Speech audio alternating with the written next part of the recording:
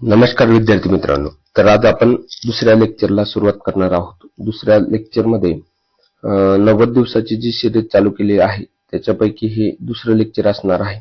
तर चला जास्त वेळ न घेता आपण दुसऱ्या लेक्चरमधील पहिल्या प्रश्नाकडे जाऊयात.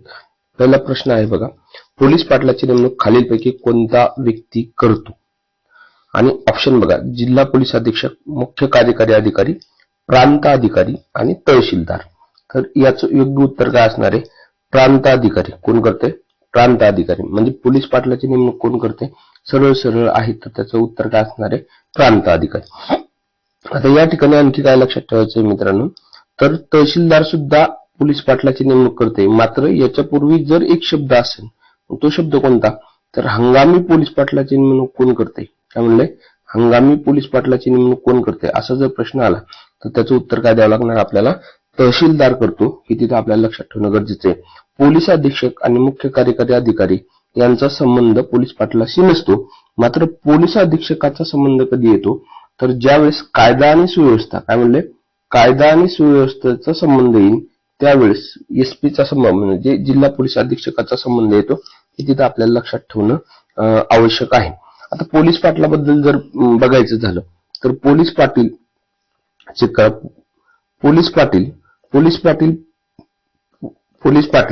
आता पोलीस पाटील पदी जर नेमणूक व्हायचं असेल तर वय किती पाहिजे त्याचं? तर वय पाहिजे 25 ते 45. किती पाहिजे? 25 ते 45 वर्षाचा व्यक्ती असेल तर पोलीस पाटील पदी नेमणूक होऊ शकते. त्याचं शिक्षण किती असणं गरजेचं आहे? शिक्षण, तर शिक्षण 10वी पास असणं गरजेचं. किती? 10वी पास. 10वी पास असणं गरजेचं आहे. आणि गाव पातळीवर काय म्हणले? काम काय यांचं काम लक्षात ठेवा. गाव पातळीवर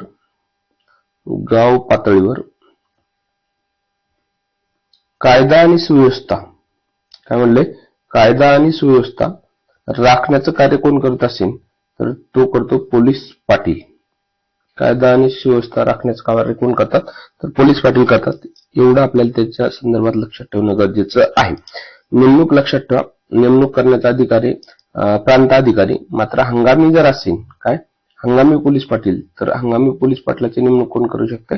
तर तहसीलदार करतात. हे तिथं आपल्याला लक्षात ठेवायचं आहे. त्यानंतर दुसरा क्वेश्चन आहे बघा, महाराष्ट्राचे जमीन महसूल वर्ष कधी सुरू होते? आणि ऑप्शन चेक करा. 1 जानेवारी, 1 जुलै, 1 एप्रिल आणि 1 ऑगस्ट. तर याचं योग्य उत्तर काय असणार आहे? योग्य उत्तर असणार आहे 1 ऑगस्ट पासून महाराष्ट्राचं महसूल वर्ष चालू होते. मग कोणतं कधीपर्यंत आहे? तर 1 ऑगस्ट ते 31 जुलैपर्यंत. 1 ऑगस्ट ते 31 जुलैपर्यंत महाराष्ट्राचं महसूल वर्ष असणार आहे. हे तिथं लक्षात ठेवायचं आहे. भारताचं आर्थिक वर्ष कधीपासून असते? आर्थिक वर्ष जर विचारलं, आर्थिक वर्ष, तर 1 एप्रिल. काय म्हणलंय? 1 एप्रिल ते 31 मार्च.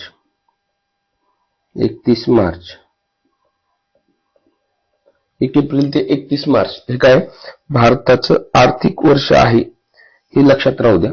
त्यानंतर आता प्रश्न एक येऊ शकतो इथं या ठिकाणी, की कोणत्या राज्यानं, काय म्हणले? कोणत्या राज्यानं आपले आर्थिक वर्ष 1 जानेवारी पासून सुरुवात केली? 1 जानेवारी पासून. तर त्याचं उत्तर काय द्यावं लागणार आपल्याला? मध्य प्रदेश या राज्यानं काय केलंय? आपल्या आर्थिक वर्षात बदल केलेला आहे आणि ते 1 जानेवारी ते 31 डिसेंबर 1 जानेवारी ते 31 डिसेंबर पर्यंत असं ठेवलेलं आहे. मग भारतामध्ये 1 जानेवारी ते 31 डिसेंबर स्वीकारलेलं राज्य कोणतं आहे? तर त्याचं उत्तर आपल्याला मध्य प्रदेश द्यावं लागेल. ठीक आहे. त्यानंतर पुढच्या प्रश्नाकडे जाऊयात. पुढचा प्रश्न आहे बघा, गाव पातळीवर कायदा व सुव्यवस्था राखण्याची जबाबदारी कोणाची असते? ऑप्शन चेक करा.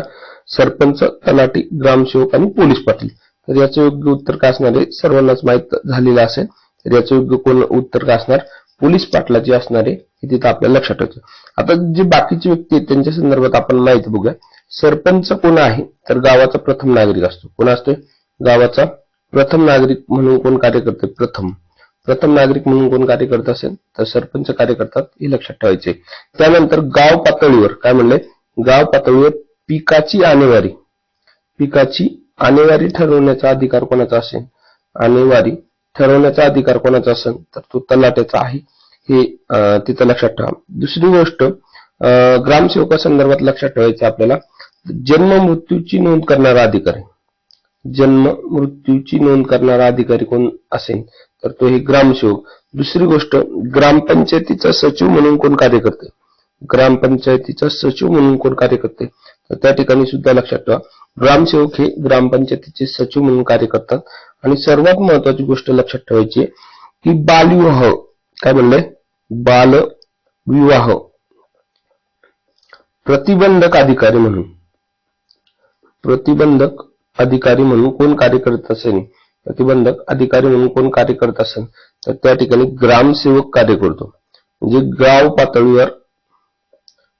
पातळीवर बालविवाह प्रतिबंधक अधिकारी म्हणून कोण कार्य करत असेल? तर गाव पातळीवर ग्रामसेवक करतो. मग शहर पातळीवर कोण करत असेल? शहर पातळीवर, तर शहर पातळीवर किंवा शहरी पातळीवर कोण करत असेल? तर ते एक लक्षात ठेवायचे आपल्याला, बाल विकास प्रकल्प अधिकारी. कोण? बाल विकास प्रकल्प अधिकारी हा शहरी पातळीवर काय करतोय? तर बालविवाह प्रतिबंधक अधिकारी म्हणून कार्य करतात. या दोन्ही गोष्टी आपल्याला तिथं आवर्जून लक्षात ठेवणं गरजेचं आहे. त्यानंतर पुढच्या क्वेश्चनकडे जाऊया. वेदोक्त प्रकरण खालीलपैकी कोणाशी संबंधित आहे? पर्याय चेक करूयात. महात्मा ज्योतिबा फुले, महर्षी धोंडो केशव कर्वे, राजश्री शाहू महाराज आणि लोकमान्य टिळक. तर याचं योग्य उत्तर काय असणार आहे? राजश्री शाहू महाराज यांच्या संदर्भातलं हे प्रकरण आहे, वेदोक्त प्रकरण. काय होतं वेदोक्त प्रकरण? तर वेदोक्त मंत्राऐवजी पुराणोक्त मंत्र म्हणत होते नारायण भटजी. कधी घडलेले? साल लक्षात ठेवा, 1999 ला हे प्रकरण घडलेलं आहे. फक्त एवढं लक्षात ठेवा, कधी घडले आणि काय होतं? तर वेदोक्त मंत्राऐवजी पुराणोक्त मंत्र म्हणत होते, याच्यावर ते प्रकरण घडलेलं आहे. त्यानंतर पुढच्या क्वेश्चनकडे जाऊयात.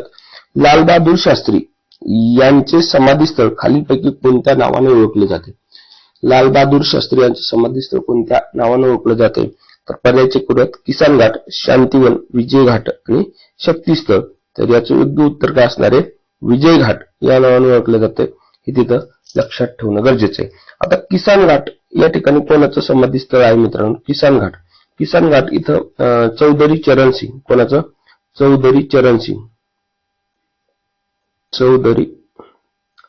सिंग यांचं समाधीस्थळ आहे, हे तिथं लक्षात ठेवा. त्याच्यानंतर शांतिवनला कोणाचं आहे? तर शांतिवनला पंडित नेहरूंचं समाधीस्थळ आहे, पंडित नेहरू. ठीक आहे. त्यानंतर विजय घाटला तर लालबहादूर शास्त्री यांचं आहे. आणि शक्तीस्थळ या ठिकाणी कोणाचं समाधीस्थळ आहे? तर श्रीमती इंदिरा गांधी यांचं समाधीस्थळ आहे. इंदिरा गांधी यांचं समाधीस्थळ कोणत्या ठिकाणी? तर शक्तीस्थळ. समाधीस्थळाला काय म्हणतात? शक्तीस्थळ. किसान घाट चौधरी चरण सिंगला, शांतिवन पंडित नेहरूला, विजय घाट कोणाला? लालबहादूर शास्त्री. आणि शक्तीस्थळ कोणाला? तर श्रीमती इंदिरा गांधी. त्यानंतर पुढच्या क्वेश्चनकडे जाऊयात आपण. पुढच्या क्वेश्चन बघा, वंदे मातरम हे गीत पुढीलपैकी कोणत्या कादंबरीतून घेण्यात आलेले? सर्वात चर्चेत असणारे गीत आहे मित्रांनो वंदे मातरम गीत. त्यामुळे याच्यावर बऱ्याच पेपरमध्ये तुम्हाला प्रश्न दिसणार आहे. तर सर्व इतिहास आपल्याला इथे बघायचा आहे. तर पर्याय पहिल्यांदा चेक करूयात. या प्रश्नाचं उत्तर काय आहे? कोणत्या कादंबरीतून घेतलंय असं विचारलेलं आहे. तर चेक करा. आनंद यात्री, आनंदमठ, मातृभूमी आणि गीता रहस्य. तर चेक करा, याचं योग्य उत्तर काय असणार आहे? आनंदमठ या कादंबरीतून घेतलेलं आहे. आता ही कादंबरी कोणाची आहे? आनंदमठ कादंबरी कोणाची आहे? तर बंकिमचंद्र चॅटर्जी. कोणाची? बंकिमचंद्र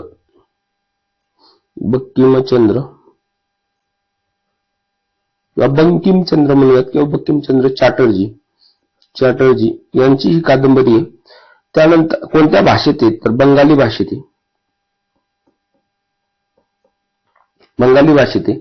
आणि कधी लिहिली? तर 1875 ला ही कादंबरी लिहिण्यात आलेली होती, हे लक्षात ठेवा. दुसरी गोष्ट, या गीताला किती वर्ष पूर्ण झालेत? तर 150 वर्ष पूर्ण झालेत. किती वर्ष? 150 वर्ष पूर्ण झालेले आहेत.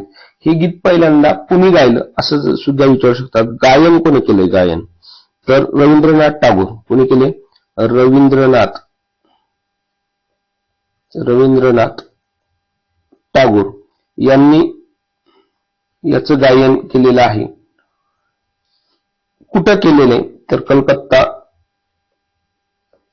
कलकत्ता या ठिकाणी राष्ट्रीय काँग्रेसचं अधिवेशन भरलं होतं 1896 ला आणि या अधिवेशनामध्ये रवींद्रनाथ टागोर यांनी वंदे मातरम गीत गायलेलं आहे. गायन जर विचारलं तर रवींद्रनाथ टागोर.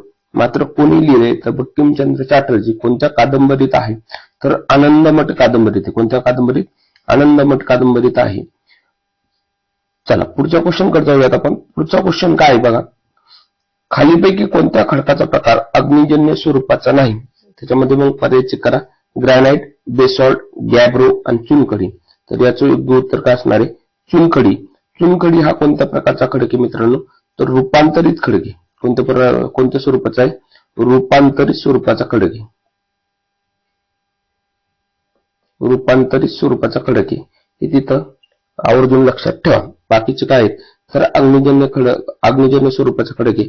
बेसॉल्ट हा महाराष्ट्राची जी काही भूमी आहे ही कोणत्या खडकापासून बनलेली आहे तर बेसॉल्ट खडकापासून बनलेली आहे. हे सुद्धा लक्षात ठेवलं तरी काही हरकत नाही. पुढच्या क्वेश्चन कडे जाऊया. त्याच्या आधी थोडीशी बॅच चालू झालेली आहे त्या बॅच संदर्भात सांगतो.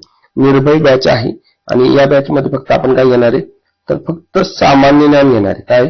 फक्त सामान्य ज्ञान घेणार आहे. आणि या बॅचची फी काय असणार आहे तर 149 रुपये फीज असणार आहे. याच्यासाठी तुम्हाला काय करायचंय तर आपलं परिवर्तन अकॅडमीचं ऍप आहे त्या ऍप प्ले स्टोअरला जायचंय. परिवर्तन अकॅडमी टाकायचंय. तिथं ऍप आल्यानंतर त्या ऍपवर असा लोगो दिसेल तो ऍप डाउनलोड करायचा आहे. डाउनलोड केल्यानंतर त्याच्यामध्ये तुम्हाला कोर्स दिसेल. त्याच्यामध्ये सामान्य ज्ञानसाठी फक्त एक बॅच चालू केलेली आहे आपण. तर ती 149 रुपयात तुम्हाला मिळणार आहे. त्याच्यामध्ये पोलीस भरतीचे जे काही 8 सब्जेक्ट आहेत ते 8चे 8 सब्जेक्ट आपण घेणार आहे. त्यानंतर पुढच्या क्वेश्चन कडे जाऊयात. पुढचा क्वेश्चन आहे बघा. सुएझ कालवा कोणत्या दोन समुद्रादरम्यान आहे? सुएझ कालवा विचारलेला आहे तर कोणत्या दोन समुद्रादरम्यान आहे? तर पर्याय चेक करूयात आपण. अटलांटिक व पॅसिफिक महासागर, हिंदी व बंगालचा महासागर, भूमध्य समुद्र व अटलांटिक महासागर, तांबडा समुद्र व भूमध्य समुद्र.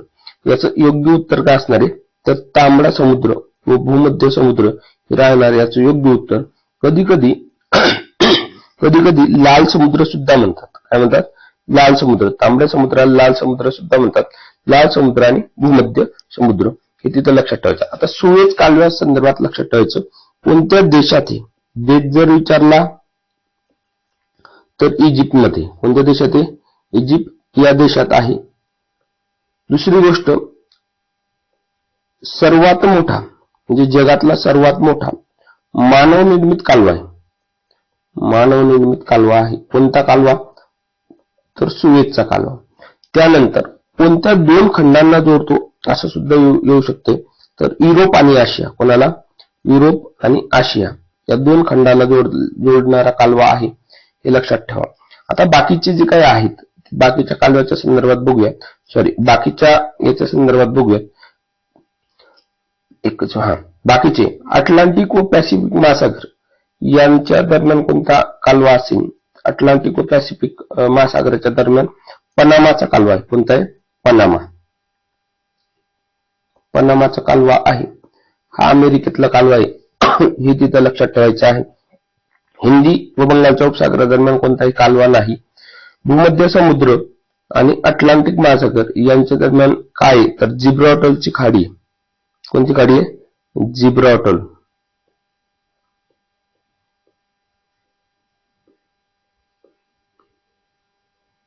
जिब्राल्टरची खाडी कोणत्या याच्या दरम्यान आहे तर भूमध्य समुद्र आणि अटलांटिक महासागराच्या दरम्यान आहे. किंवा जिब्राल्टरची समुद्र दोन्ही सुद्धा म्हणतात.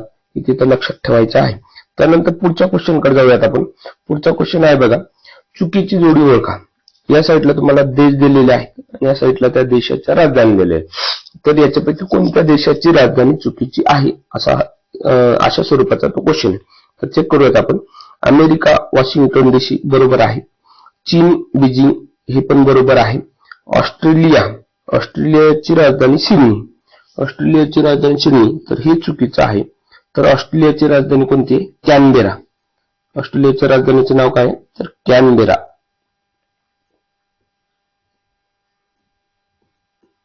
कॅनबेरा ही ऑस्ट्रेलियाची राजधानी आहे, तर ही त्या ठिकाणी लक्षात ठेवायचं आहे. त्यानंतर पुढच्या क्वेश्चन, थायलंडची राजधानी बँकॉकच आहे, त्याच्यामुळे ते एक लक्षात ठेवा, थायलंडची राजधानी बँकॉक. त्यानंतर पुढच्या क्वेश्चनकडे जाऊया. चेक करा पुढचा क्वेश्चन काय. मसुदा समितीचे अध्यक्ष म्हणून कोणी कार्य केलेलं आहे? तर सगळ्यांनाच माहित असेल या प्रश्नाचं उत्तर. बाकीचे पर्याय वाचण्यापेक्षा डायरेक्ट उत्तर सांगतो. डॉक्टर बाबासाहेब आंबेडकर हे मसुदा समितीचे अध्यक्ष होते. आता बाकीच्या व्यक्तींसंदर्भात सुद्धा बघूया. पहिल्यांदा मसुदा समिती संदर्भात बघूया. मसुदा समितीची स्थापना कधी झाली? तर 29 ऑगस्ट 1947. कधी झाली? 29 ऑगस्ट 1947 ला मसुदा समितीची स्थापना झालेली आहे. बरं, किती सदस्यीय समिती होती? तर 7 सदस्यीय समिती होती. किती सदस्यीय? 7 सदस्य होते याच्यामध्ये, मसुदा समितीमध्ये. आणि त्या समितीचे अध्यक्ष कोण होते? तर डॉक्टर बाबासाहेब आंबेडकर होते. हे तिथं लक्षात राहू द्या. आता बाकीच्या व्यक्ती संदर्भात सुद्धा आपल्याला महत्वाच्या गोष्टी लक्षात ठेवायच्या, तर चेक करूयात आपण. पंडित जवाहरलाल नेहरू. पंडित जवाहरलाल नेहरू संघराज्य अधिकार समितीचे अध्यक्ष होते. कोणत्या समितीचे? संघराज्य अधिकार समिती. संघराज्य अधिकार समितीचे अध्यक्ष होते पंडित जवाहरलाल नेहरू. वल्लभभाई पटेल मूलभूत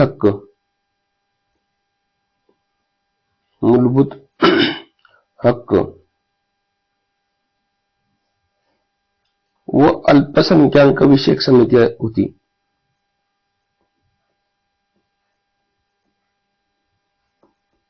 या समितीचे अध्यक्ष कोण होते? तर वल्लभभाई पटेल. आणि घटना समितीचे अध्यक्ष कोण होते? तर सर्वांना माहित असेल, घटना समितीचे अध्यक्ष कोण? डॉक्टर राजेंद्र प्रसाद. हे तिथं आपल्याला लक्षात ठेवणं गरजेचं आहे. त्यानंतर चेक करा पुढचा क्वेश्चन काय आहे. पुढचा क्वेश्चन आहे बघा. सध्या देशामध्ये किती विधानसभा अस्तित्वात आहे? सध्या देशामध्ये किती विधानसभा अस्तित्वात आहे? पर्याय चेक करूयात. 6, 7, 28 आणि 31. तर याचं योग्य उत्तर काय असणार आहे? 31 विधानसभा अस्तित्वात आहेत. मग 31 कोणकोणत्या? तर ते सुद्धा आपल्याला इथं लक्षात ठेवायचं आहे. मग चेक करा. 28 राज्यामध्ये 28 विधानसभा प्लस 3 केंद्रशासित प्रदेश आहेत. 3 केंद्रशासित प्रदेश आहेत की त्या केंद्रशासित प्रदेशामध्ये विधानसभा अस्तित्वात आहे. विधानसभा काय अस्तित्वात आहेत. मग कोणकोणते केंद्रशासित प्रदेश आहे? तर पहिला केंद्रशासित प्रदेश आहे दिल्ली. कोणता? दिल्ली. दुसरा केंद्रशासित प्रदेश कोणता आहे मित्रांनो? तर पॉंडिचेरी. आणि अलीकडील काळात कोणत्या राज्यामध्ये विधानसभा अस्तित्वात आली, केंद्रशासित प्रदेशात विधानसभा अस्तित्वात आली असं जर विचारलं तर जम्मू अँड काश्मीर या केंद्रशासित प्रदेशात विधानसभा अस्तित्वात आलेली आहे. बरं, पहिले किती? 28 आणि 3 केंद्रशासित प्रदेश. अशी टोटल विधानसभा किती झाल्या देशामध्ये? तर 31 आहेत. त्यानंतर पुढच्या क्वेश्चनकडे जाऊयात. पुढचा क्वेश्चन चेक करा. ब्रॉडगेज रेल्वे रुळामधील अंतर किती असते? पर्याय चेक करा. 1 मीटर, 0.762 मीटर, 1.676 मीटर, 0.832 मीटर. तर याचं योग्य उत्तर काय असणार आहे मित्रांनो? 0.776 मीटर. 0.700 ब्रॉडगेज म्हणलंय ना, 0.776 मीटर हे त्याचं योग्य उत्तर असणार आहे. आता चेक करा. रेल्वे रुळाचे किती प्रकार पडतात? तर रेल्वे रुळाचे 4 प्रकार पडतात. किती प्रकार पडतात? 4 प्रकार पडतात. मग कोणकोणते? तर चेक करा. ब्रॉडगेज पहिला झाला.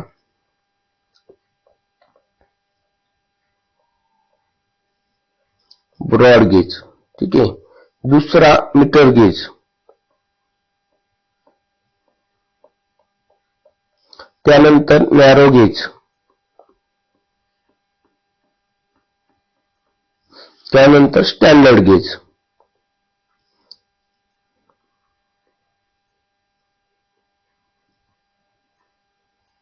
स्टँडर्ड गेज, ठीक आहे. आता याच्या अंतर चेक करा.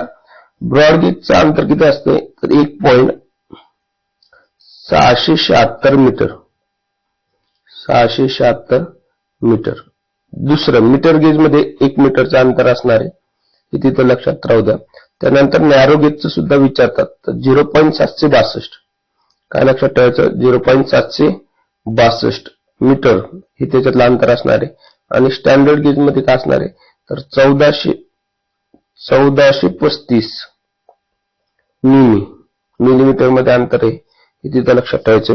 मग स्टँडर्ड गेज कुठे सापडते, तर फक्त आपल्याला दिल्ली मेट्रोचं जे काय आहे, दिल्ली मेट्रोसाठी वापरलेले जे काही गेज आहे त्याच्यातलं अंतर म्हणजे स्टँडर्ड गेज आहे, हे त्याच्यातलं अंतर आहे. जर असं विचारलं देशात सर्वाधिक कोणते रूळ आहे, तर ब्रॉड गेज स्वरूपाचे सर्वाधिक रूळ आहेत. म्हणजे सर्वात जास्त कोणत्या रूळ रेल्वे धावत असतील तर ब्रॉड गेज वरनं धावतात. बरं, पुढचा क्वेश्चन कडे जाऊयात आपण. पुढचा क्वेश्चन चेक करूया. पुढचा क्वेश्चन सुपारी संशोधन केंद्र खालीलपैकी कोणत्या जिल्ह्यात आहे? आता पहिलं जिल्हे चेक करूयात. रायगड, रत्नागिरी, सिंधुदुर्ग आणि ठाणे. आता सुपारी संशोधन केंद्र कुठे आहे, तर श्रीवर्धन या ठिकाणी. कुठे? श्रीवर्धन हे ठिकाण लक्षात ठेवा. आता श्रीवर्धन कोणत्या जिल्ह्यात आहे, तर रायगड जिल्ह्यात आहे. म्हणजे त्याचं उत्तर काय असणार आहे, रायगडच असणार आहे.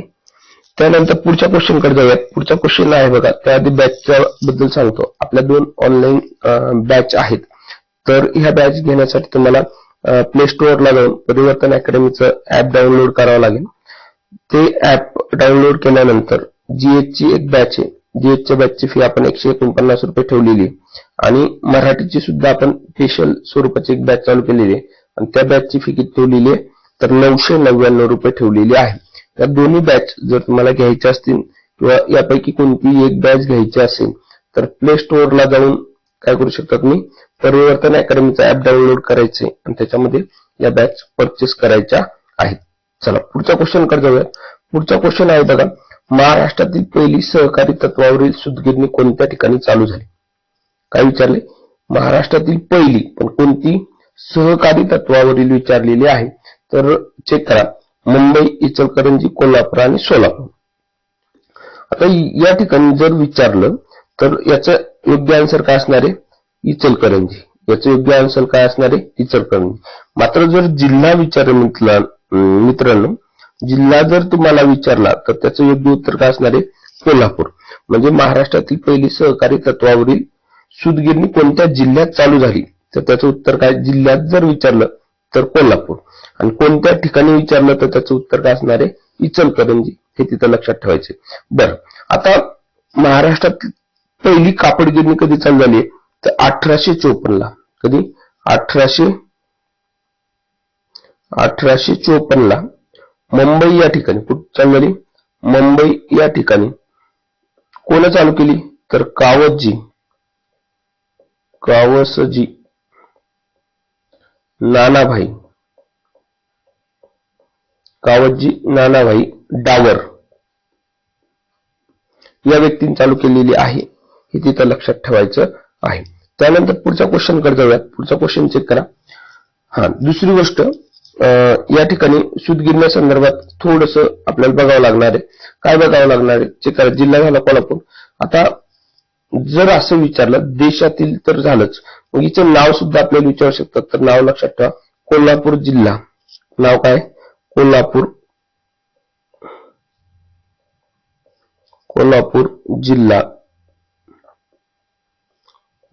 जिल्हा शेतकरी, कोल्हापूर जिल्हा शेतकरी, विणकरी, सहकारी संस्था. ठीक आहे, हे तिचं नाव आहे. ते नाव लक्षात ठेवा. दुसरी गोष्ट, महाराष्ट्राचं मँचेस्टर म्हणून कोणतं शहर ओळखलं जाते, तर त्याचं उत्तर आपल्याला इचलकरंजी द्यावं लागेल. मात्र भारताचं मँचेस्टर म्हणून कोणतं शहर ओळखतात, तर त्याचं उत्तर आपल्याला मुंबई देणं गरजेचं आहे. ठीक आहे, हे दोन्ही क्वेश्चन तिथं लक्षात राहू द्या. महाराष्ट्राचं मँचेस्टर म्हणून कोणत्या शहराला ओळख प्राप्त झालेली आहे, तर त्याचं उत्तर काय द्यायचं, इचलकरंजी. आणि भारताचं जर म्हणलं तर त्याचं उत्तर काय द्यायचं, मुंबई. ठीक आहे, चालेल. पुढच्या क्वेश्चन कडे जाऊयात. पुढचा क्वेश्चन आहे बघा स्क्रीनवर, खालीलपैकी कोणत्या जिल्ह्यात मिग विमानाची निर्मिती केली जाते? आपल्याला जिल्हा विचारलाय, त्या ठिकाणी मिग विमानाची निर्मिती केली जाते असा जिल्हा कोणता? तर ऑप्शन चेक करूयात पहिल्यांदा.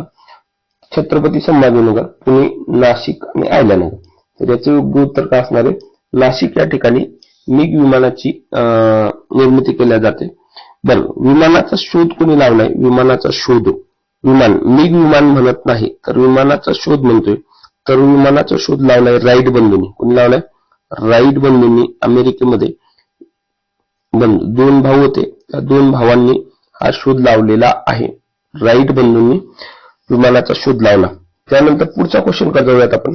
पुढचा क्वेश्चन चेक करा. लाकडी खेळण्यासाठी प्रसिद्ध असलेले सावंतवाडी हे ठिकाण खालीपैकी कोणत्या जिल्ह्यात आहे?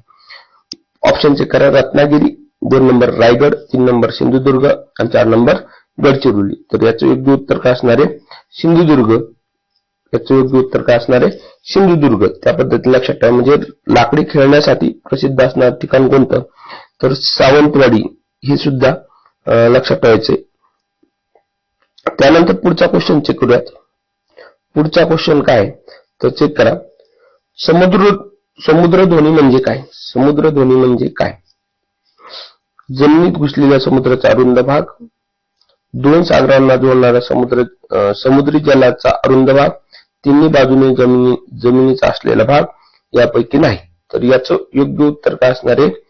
समुद्रधोनी विचारलंय तर दोन सागरांना जोडणारा समुद्री जलाचा अरुंद भाग हे झालं याचं उत्तर. मग आता चेक करा. जमिनीत घुसलेल्या समुद्राच्या अरुंद भागाला काय म्हणतात? तर तिथं म्हणतात द्वीपकल्प. जमिनीत घुसलेल्या समुद्राच्या अरुंद भागाला काय म्हणायचं? द्वीपकल्प. तिन्ही बाजूनी जमिनीचा असलेला भाग याला काय म्हणायचे? तिन्ही बाजूनी म्हटले. तिन्ही बाजूनी जमिनीचा असलेला भाग. पण तिन्ही बाजूने जर समुद्र असेल तर त्याला काय म्हणतात? द्वीपकल्प म्हणतात. काय म्हणतात? द्वीपकल्प. तिन्ही बाजूने जर समुद्र असेल तर त्याला काय म्हणायचंय? द्वीपकल्प. म्हणजे जसं भारताच्या संदर्भातलं आहे बघा. भारताची आकृती जर बघितली आपण तर इकडून कोणता आहे? बंगालचा उपसागर. इकडून कोण आहे? बंगालचा उपसागर. इकडून आहे अरबी समुद्र आणि इकडून कोणता आहे? हिंदी महासागर. ठीक आहे. मग हा जो काही तिन्ही बाजूने पाण्याने वेढलेला भाग आहे तर याला काय म्हणतात? द्वीपकल्प. काय म्हणतात? द्वीपकल्प. ठीक आहे. त्या पद्धतीने लक्षात ठेवा. द्वीपकल्प म्हणतात. ठीक आहे. त्यानंतर पुढच्या क्वेश्चन कडे जाऊयात. पुढचा क्वेश्चन आहे बघा. भारतातील पर्जन्यावर परिणाम करणारा एल निनोचा प्रभाव कोणत्या महासागरात स्थित आहे? ऑप्शन चेक करूया. प्रशांत महासागर, अटलांटिक महासागर, हिंदी महासागर आणि दक्षिण महासागर. तर याचं योग्य उत्तर असणार आहे प्रशांत महासागर. कोणत्या महासागरात स्थित आहे? प्रशांत महासागरामध्ये स्थित आहे. आता या एल निनो संदर्भात लक्षात ठेवायचं. एल निनोचा अर्थ काय होतो? एल निनोचा अर्थ तर छोटा मुलगा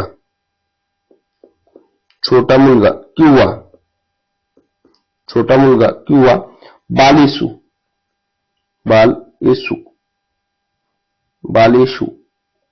येशू ख्रिस्त असं सुद्धा म्हणू शकतो.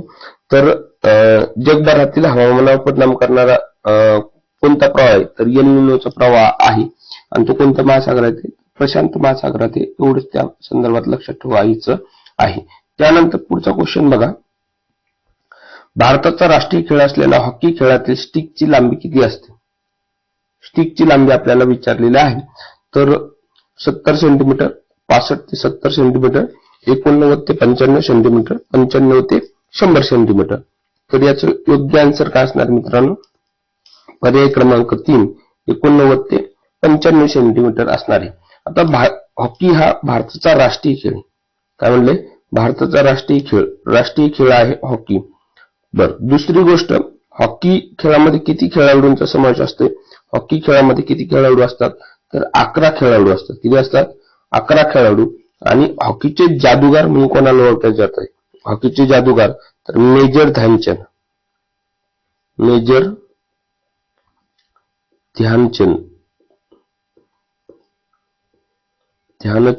यांना हॉकीचे जादूगार म्हणून ओळखतात.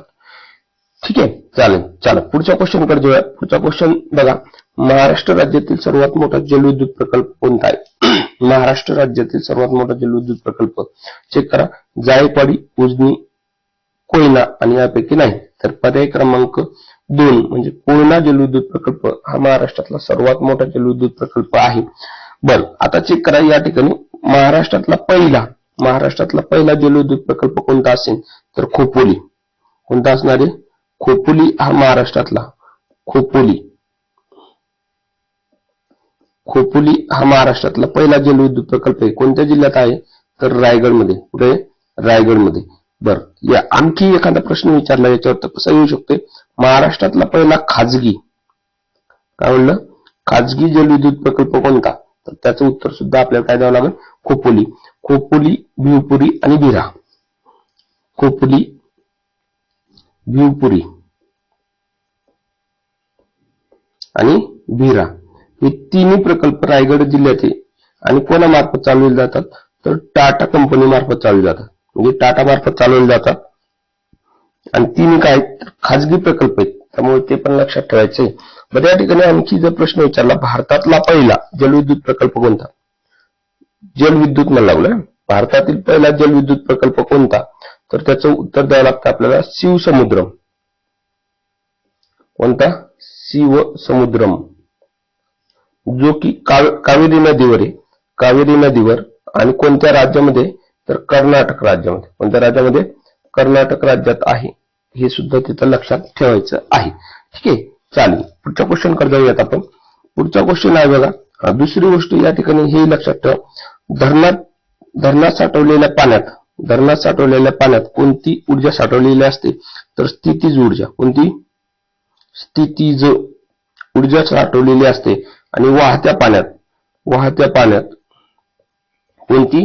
गतिज ऊर्जा असते. कोणती ऊर्जा असते? गतिज ऊर्जा. मग विद्युत निर्मिती कशी केली जाते? तर गतिज ऊर्जेचं विद्युत ऊर्जेत रूपांतर केले जाते. कशाचं? गतिज ऊर्जेचं. गतिज ऊर्जेचं म्हणजे चेक करा, गतिजचं कशात? विद्युत मध्ये. बरं, पण त्यासाठी स्थितीचं कशात रूपांतर करावं लागेल आपल्याला? स्थितीचं रूपांतर गतिज मध्ये आणि गतिजचं मग विद्युत मध्ये करावं लागणार. ठीक आहे, चालेल. पुढच्या क्वेश्चन कडे जाऊया. पुढचा क्वेश्चन आहे बघा, तार व टपाल खात्याची स्थापना करणारा इंग्रज अधिकारी कोण? आणि पर्यायचे करूया, Lord Dalhousie, Lord Curzon, Lord Canning आणि लॉर्ड मेयो. तर याचं योग्य उत्तर लॉर्ड डलहौसी आहे, हे तिथं लक्षात ठेवायचं आहे. 1854 ला काय केले? तार आणि टपाल खात्याची स्थापना केलेली आहे, हे सुद्धा तिथं लक्षात राहू द्या. त्यानंतर पुढच्या क्वेश्चन कडे जाऊया. पुढचा क्वेश्चन आहे बघा, संत गोरोबा कुंभार व संत गोरा कुंभार यांची समाधी असलेले ढोकी कोणत्या ठिकाणी विचारले? ढोकी हे ठिकाण कोणत्या जिल्ह्यात हे विचारले. म्हणजे संत गोरोबा कुंभार यांची समाधी कुठे आहे? तर ढोकी. पण कोणता जिल्हा आहे असं विचारलेलं आहे. तर पर्यायचे करूया, अहिल्यानगर, धाराशिव, लातूर आणि सोलापूर. तर याचं योग्य उत्तर काय असणार आहे? धाराशिव असणार आहे. काय असणार आहे? धाराशिव मध्ये आहे ढोकी हे ठिकाण, धाराशिव मधले. ठीक आहे, चालेल. त्यानंतर पुढच्या क्वेश्चन कडे बघूया. दांडपट्ट्याला महाराष्ट्राचे राज्यशस्त्र म्हणून कोणत्या वर्षी मान्यता देण्यात आली? दांडपट्ट्याला राज्यशस्त्र मान्यता कोणत्या वर्षी देण्यात आलेली? सर्व क्वेश्चन आहे. तर 2025, 2024, 2023 आणि 2022. तर याचं योग्य उत्तर काय असणार आहे? 2024 मध्ये दांडपट्ट्याला काय केलेले? महाराष्ट्राचं राज्यशस्त्र म्हणून घोषित केलेलं आहे. हे साल आपल्याला त्या ठिकाणी आवर्जून लक्षात ठेवणं गरजेचं आहे. त्यानंतर पुढचा प्रश्न बघा, कृष्णा व येरळा नद्यांचा संगम खालीलपैकी कोणत्या ठिकाणी झालेला आहे? पर्यायचे करूयात, ब्रह्मनाळ सांगली, माऊली सातारा, हरिपूर सांगली, नरसिंहवाडी. तर वाडी लक्षात ठेवा, नरसिंहवाडी कोल्हापूर. तर कृष्णा नदीचा संगम दुसऱ्या कोणत्या तरी नदी सोबत झालेली सर्व ठिकाणी, मात्र आपल्याला विचारले कृष्णा आणि येरळा. तर या दोन नद्यांचा संगम कोणत्या ठिकाणी झाला असेल? तर ब्रह्मनाळ सांगली या ठिकाणी झालेला आहे. आता बाकीच्या ठिकाणी सुद्धा नद्यांचा संगम झालेला आहे. माऊली या ठिकाणी कोणत्या दोन नद्या आहेत?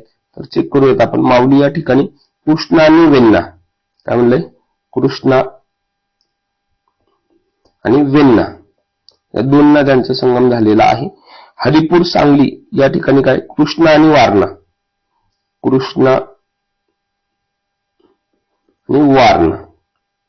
या दोन नद्यांचा संगम आहे. आणि नरसिंहवाडी तर कृष्णा आणि पंचगंगा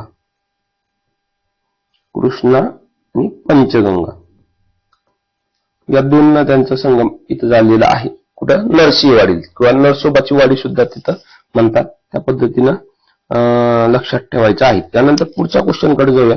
पुढचा क्वेश्चन आहे बघा, क्षेत्रफळाच्या दृष्टीने महाराष्ट्रातील सर्वात मोठा प्रादेशिक विभाग विचारले. आता पर्यायचे कुराड मराठवाडा, कोकण, पश्चिम महाराष्ट्र आणि विदर्भ. तर याचं योग्य उत्तर काय असणार आहे? विदर्भ हा सर्वात मोठा प्रादेशिक म्हणलंय. काय म्हणले? प्रादेशिक. तर प्रादेशिक जर आलं तर त्याचं योग्य उत्तर काय असणार आहे? विदर्भ. मग चेक करा किती प्रादेशिक विभाग आहेत महाराष्ट्राचे, तर 5 प्रादेशिक विभाग आहेत. किती प्रशासकीय विभाग आहेत, तर 6 प्रशासकीय विभाग आहेत. किती प्राकृतिक विभाग आहेत, तर 3 प्राकृतिक विभाग आहेत. काय म्हणले? इथं प्रादेशिक लक्षात ठेवायचे, प्रादेशिक 5 आहेत. प्रशासकीय किती आहेत? प्रशासकीय 6 आहेत. प्रशासकीय 6 आणि काय म्हणलं? प्राकृतिक किती झाले? 3 झाले. मग प्रादेशिक विभाग कोणकोणते आहेत, तर चेक करा. प्रादेशिक विभाग 5. त्याच्यामध्ये कोकण पहिला घेऊयात. ठीक आहे. त्यानंतर पश्चिम महाराष्ट्र. ठीक आहे. त्यानंतर विदर्भ. त्यानंतर मराठवाडा आणि एक कोणता, तर खानदेश.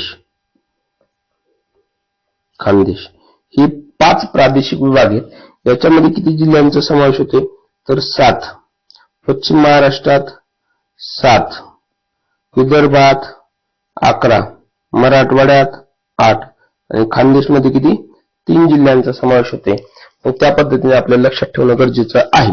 याच्यामध्ये पुणे जिल्ह्यातले आणि पुणे, नाशिक आणि नगर, नाशिक आणि अहिल्यानगर म्हणा किंवा नगर म्हणा, या जिल्ह्यांचा समावेश कुठे होते, तर पश्चिम महाराष्ट्रात होते.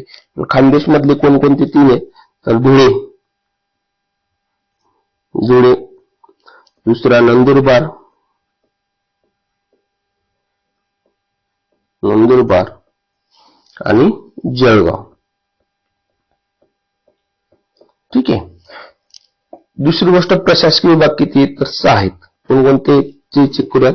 कोकण पहिला घेऊयात. त्यानंतर विदर्भ घ्या, अमरावती, नागपूर घ्या, नागपूर. ठीक आहे.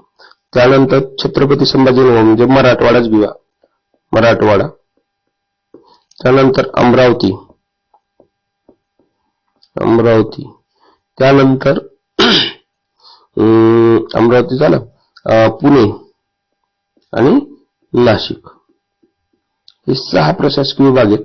हे सुद्धा तिथे लक्षात ठेवायचं आहे. कोकणामध्ये किती, तर 7, नागपूरमध्ये किती, तर 6, मराठवाड्यात किती, 8 आणि मग बाकीचे जे आहेत पुणे, नाशिक आणि अमरावती, याच्यामध्ये प्रत्येकी किती, 5 जिल्ह्यांचा समावेश होते. आणि प्राकृतिक दृष्ट्या कोणकोणते, तर चेक करा. कोकण पहिला. त्याच्यानंतर घाट आणि नंतर कोणता, पठार. हे प्राकृतिक दृष्ट्या महाराष्ट्राचे किंवा महाराष्ट्र पठार म्हणून देश म्हणलं तरी चालेल. हे प्राकृतिक दृष्ट्या महाराष्ट्राचे 3 भागात विभाजन होते.